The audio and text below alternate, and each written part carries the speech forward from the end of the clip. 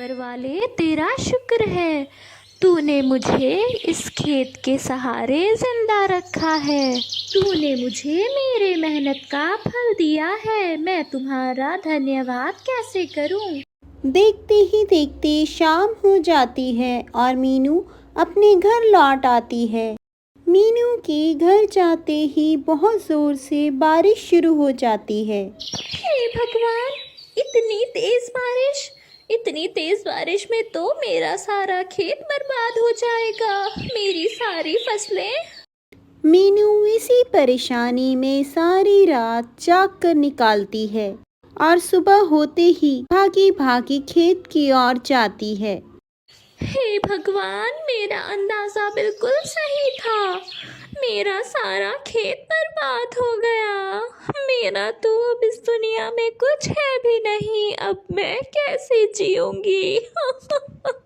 मीनू जंगल के कुछ पक्षियों के पास मदद मांगने को जाती है। अरे मीनू, मुझे माफ कर दो, मैं तुम्हारी इस वक्त कोई मदद नहीं कर सकता, मैं खुद बहुत परेशान हूँ।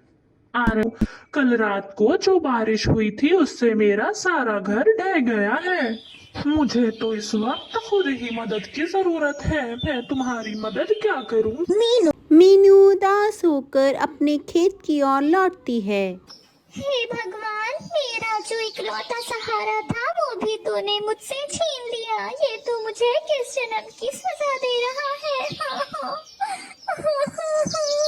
मीनू निराश होकर खेत से जब कुछ दूर आगे बढ़ती है, कोई है जो मेरी मदद करे, मैं बहुत तकलीफ में हूँ, मेरी कोई मदद करो।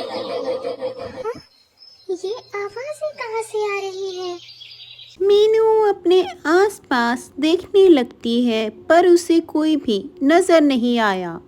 मैं यहाँ हूँ बेटी, मुझे यहाँ देखो, मैं तुम्हारे पीछे हूँ। मीनू पीछे मुड़कर देखती है तो उसे पता चलता है कि इतने देर से उसे जो आवाजें आ रही थी वो एक पेड़ की थी।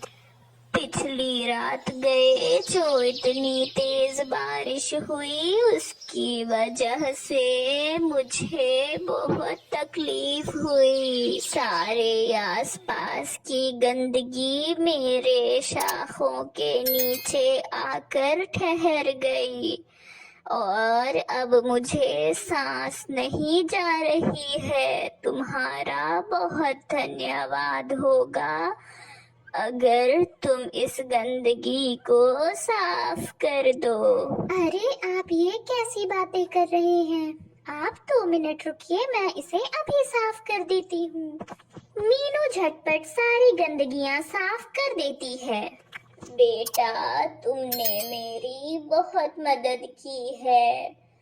कितने सारे पक्षी आसपास से गुजर गए पर किसी ने भी मेरी मदद की नहीं सोची। वैसे तुम किस चीज की वजह से इतनी परेशान दिख रही हो? वो पेड़ चाचा, मेरी खेत कल रात की बारिश की वजह से पूरी तरह से तबाह हो गई है, मैं बहुत परेशान हूँ।